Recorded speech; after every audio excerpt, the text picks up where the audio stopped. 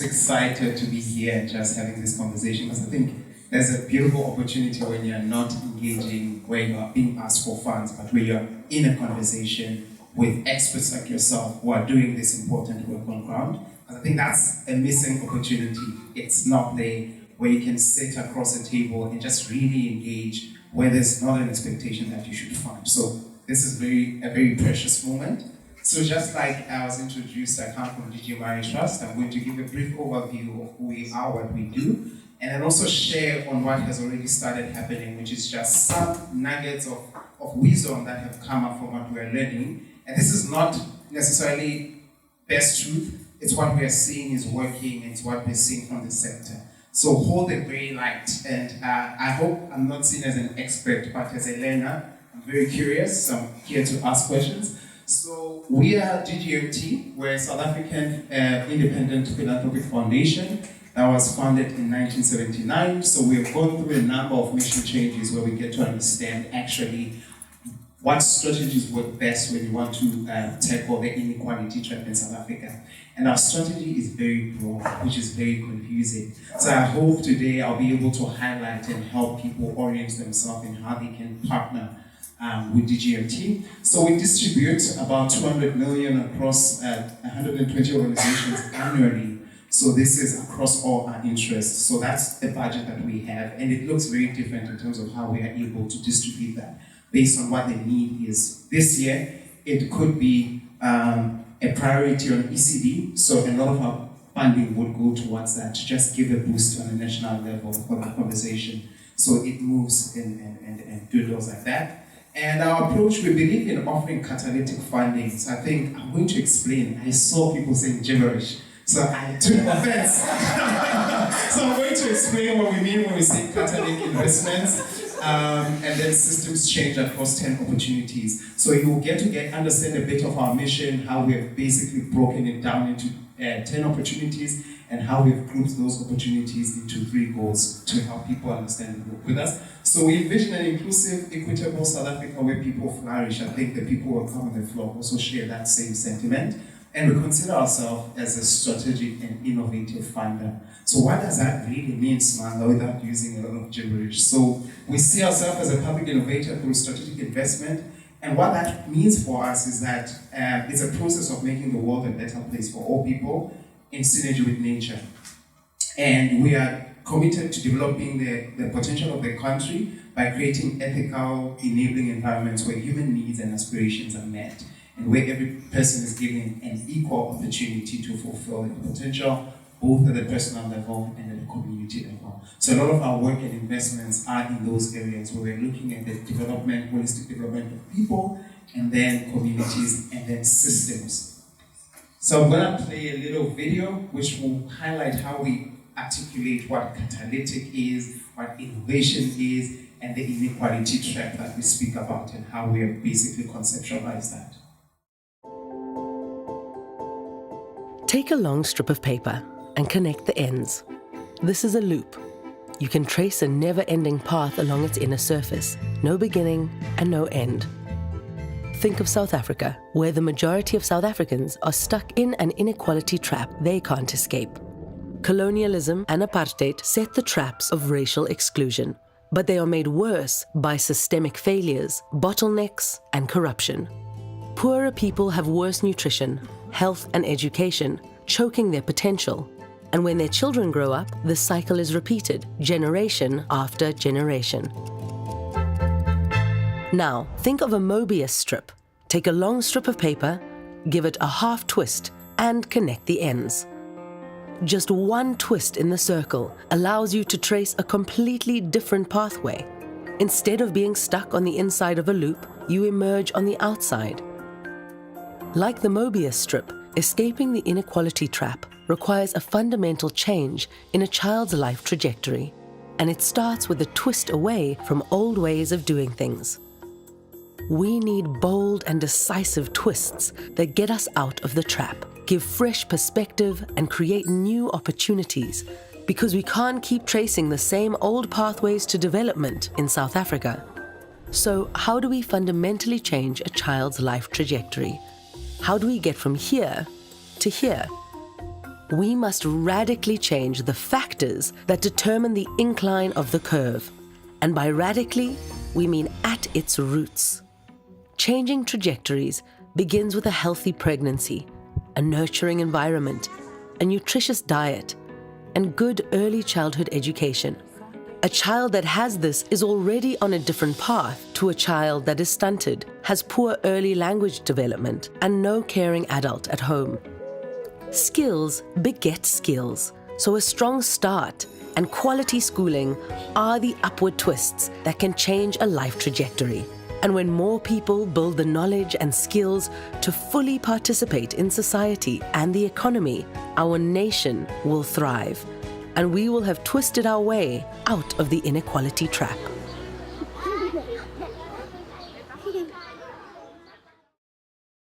So, if you have that particular circle, you could either go around that circle many times, trying to do and change the same thing without changing anything. So we then introduced the Mobius strip, which is by innovatively twisting the strip, you now no longer go in circles, but you go and then escape. You're now on the outside. You're still using the same band, but you're now, I think if I hit a band, you'll be able to, but if you imagine a rubber band that you twist, so you switch from rotating on the inside, you're now on the outside. So that's how we conceptualize a twist. So a lot of the programs that we fund are programs that highlight that twist. So it's to say, how are you an after-school program that is doing things differently?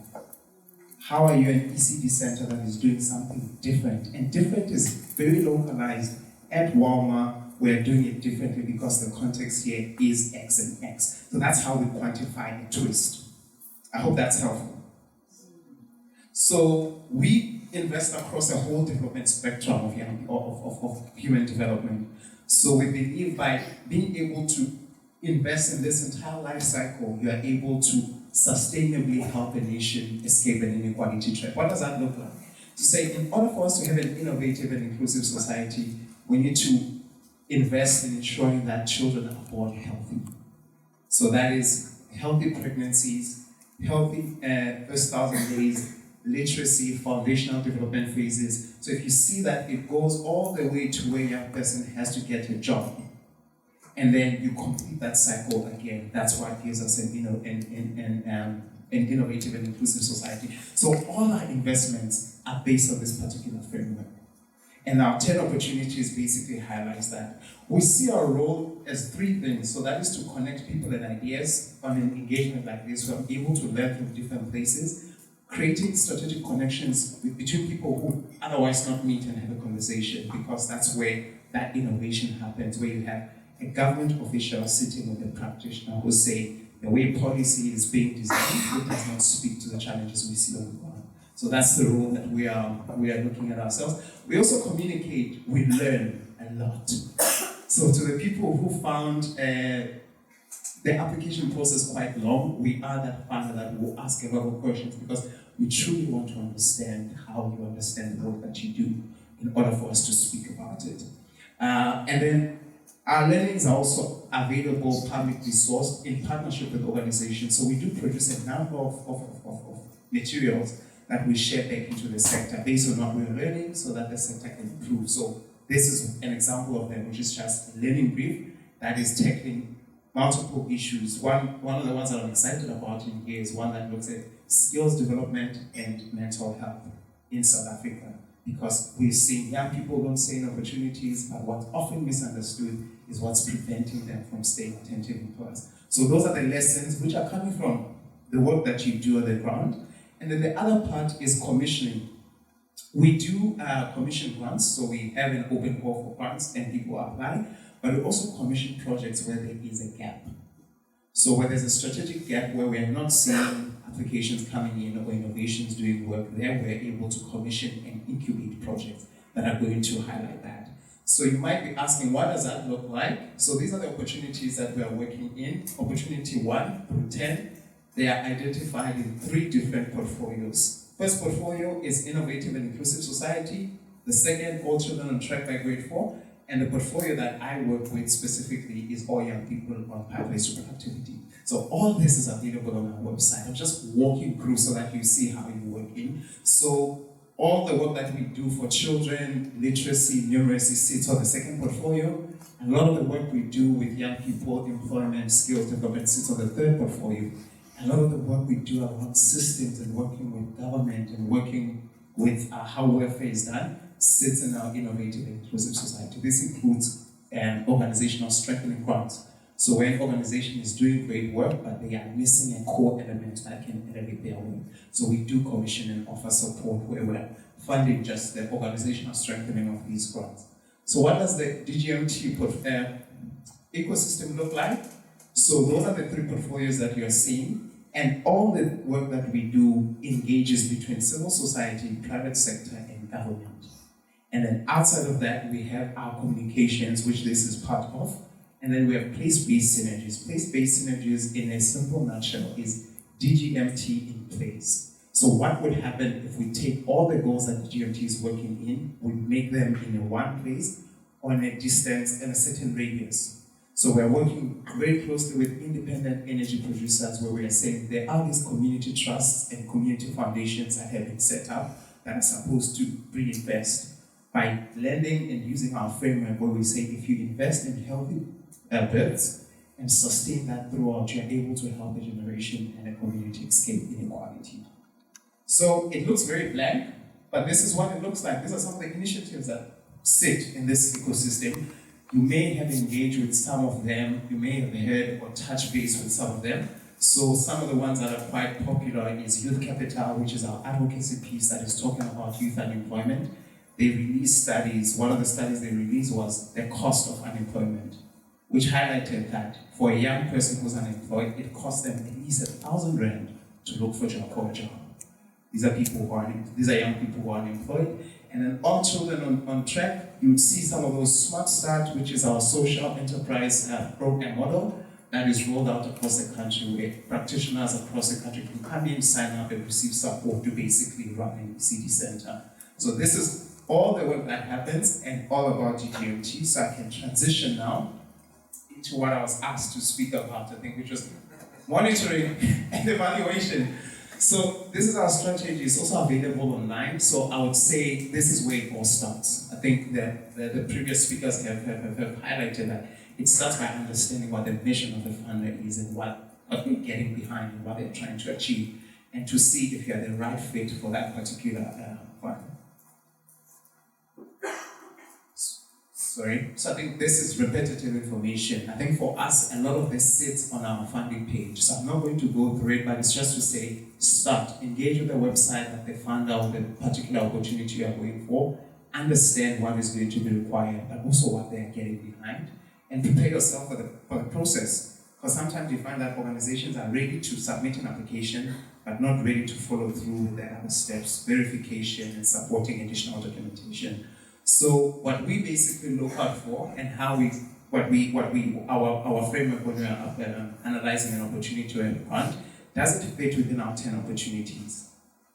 Does it have clear goals backed by well-defined strategies and viable implementation plan across a variety of organizations? We work with small organizations in rural areas to large organizations that have a national imprint. So that looks different for all organizations. But for you as an organization, do you have a clear goal while you're applying for a grant to support? That looks very different. So there's no formula again. And then does it have that fresh? You remember that twist? Are you doing something different? We could be funding a number of organizations doing the same thing, but we're not learning anything new. So how we've been able to learn and leverage funding and be able to build these beautiful networks is by just asking for that novel. We want a twist. We want to see how you're doing it differently so that we see how that can be integrated into the mainstream systems. Funding cycles, we are open all year round. We have an online submission platform called Flux, where you put in a letter, you make a letter of inquiry, and then you are onboarded, and that's where you stay. That's where all our interactions happen. Usually, proposal, budget. I put a star there because it's very important. Often organizations would make, we want you to fund this particular project, and the budget is in the 200 millions. So there's no communication between what the proposal is proposing and what the budget is. We decline a lot of applications because of that. So I think it's an easy, avoidable mistake that people make, is that, does your budget speak to the proposal and what you do? I think that's what I wanted to highlight there. And then all applications are reviewed by respective portfolios. So make a relationship, understand who the people in those portfolios are. Like now, this is an opportunity to say, hey, I may not want funding, but I just want to understand how you engage with organizations that are working in the space, so that where there are those gaps that Inge was highlighting, at least a conversation has been had, a relationship has been built. So you're not coming in cold. So I have an understanding and the organization has an understanding. Not all founders or foundations have that ability. So it's a give and take. And then our grant periods 1 to 3 years, and then our funding range is 50 million to 50,000 rand to 6 million, and a bit more for organizations where we make big bets. But all this is based on proposal, budget speaking together, and their alignment. So it varies based on that. And then this has been highlighted. So I'm gonna go to M&E. Why is M&E part of it? I think M&E is just a way that basically helps us understand what we're doing, track the impact that we're making, and then basically be able to reflect on how we're doing it, right? And then learn how we can do it better. So often the conversation of M&E seems very abstract and very broad. So in my articulation, I try to bring it home. So what does evaluation mean? For example, looking at the trip. So you implement throughout the year, but taking time to basically look what has worked, what hasn't worked, how are things performing, and then monitoring what are those key ingredients that we want to keep track of. If we say we are a program that's improving numeracy, there should be outcomes there that you will measure. Is that how are you measuring that? A person who comes into the program, by the time it ends, they're in a different place. Is that okay? If it's not simple, if your business is cooking and the kitchen is your stage, monitoring for you is ensuring that you have the right ingredients, the oven is on, and the food is cooking on time. Evaluation is tasting the meal at the end to see if it's good enough to serve, and what will you do differently if you had to cook the same dish. So that's, I think, the recipe for monitoring evaluation. Why does it matter? I think it allows you, I think Jamala was just talking about return on investment. It allows you to articulate that, to say, by investing in X, this is what the change is. So that's the language that funders and corporate understands and wants to engage with. It improves your programs. I think to also take a step back, monitoring and evaluation should be for the organization and improving it first. If you find yourself having to implement a monitoring and evaluation because of a funder, there's a mistake there, something is not aligned. It should be, we want our program to get better, and the engagement with the funder is, how can we get better? What are we missing, right? And then it builds the credibility, it drives scale. So a lot of organizations would say, what funding now to scale? It's important to know that you understand what you're scaling and what shifts and changes. All right, I'm wrapping up. I'm also being chased. But I think most importantly, it offers the foundation, it gives a foundation for great storytelling, right? We know organizations like yourselves are doing amazing work. We just need to find the right mix of ways to share that in a way that is compelling, in a way that we can go back and agree on. Because when all is said and done, it comes back to how much was distributed, what impact has it had. It's not a doubt on whether the organization is doing good work, but it's the clarity of that mix. Is that okay? And then some of the best practices, it's something that you can integrate from day one, so don't wait for tomorrow. So if you can engage now in a conversation, what would monitoring and evaluation look like for me? What would measuring and understanding and keeping track of what I'm doing look like for me now? Start implementing that so that it becomes easier and muscle that you can flex. Use meaningful indicators. So I always go for use outcomes over outputs. So instead of measuring how many young people have been trained or completed the training, measure what changes as a result of the training. Report on that's where the meat is. It's not how many workshops have been created, but the change that the workshops have basically made. Then you can tie in a story. Smangaliso, a young boy from Soweto who has been part of this program, he would have otherwise been unemployed. He is now at UCT, this is what's happening. Those are the stories. So that's where monitoring, storytelling meets. And then things to watch out for, I've already highlighted as an afterthought, collecting irrelevant and excessive data that does not help you as an organization change anything, reporting only for compliance, and then Jamala highlighted, we want to know what's not working. We want to understand the challenges that you're having on the ground. So remember, relationship first, then there's an opportunity and platform to share some of the challenges that you're having. And then as I close off, do some homework, check the alignment with the funder. One thing that I think funders have become aware of is how sometimes we derail organizations from their missions because we try to find this alignment. Sometimes it's beautiful to just say, we're not aligned, and until a time like that, you can come back. Otherwise, you have organizations going into spins and looking at missions that are very different. Tell a compelling story. I read proposals together with my team. It is so refreshing when you read a proposal that has a story. I'm human. I have a sister, I have a brother. I can relate to some of those experiences. Please bring them into the proposals when you write them. Put the evidence there. Highlight back the story, human-centered, and that impact. Show systems, not just passion. Those governance systems that Jamala was highlighting, the finances, the monitoring and evaluation, that's what we want to see and get a sense. And acknowledging that organizations have different spaces. Be transparent about the challenges. This one, for me, I think if there's anything you take away from my presentation, as a fundraiser, please find time to sit with the person who's running the project. Often we have presentations that speak about something that was taken off ChatGPT or AI, and I'm just like, I've been to Walmart before. I can't see a program like this being implemented. And that's often happens when you get a fundraiser outsourced. We understand resources are limited, but at least before the proposal is submitted, have the person who's running the program read it and get a note from them. Is this what the program does? Because it saves a lot. So I think that would be just my parting word.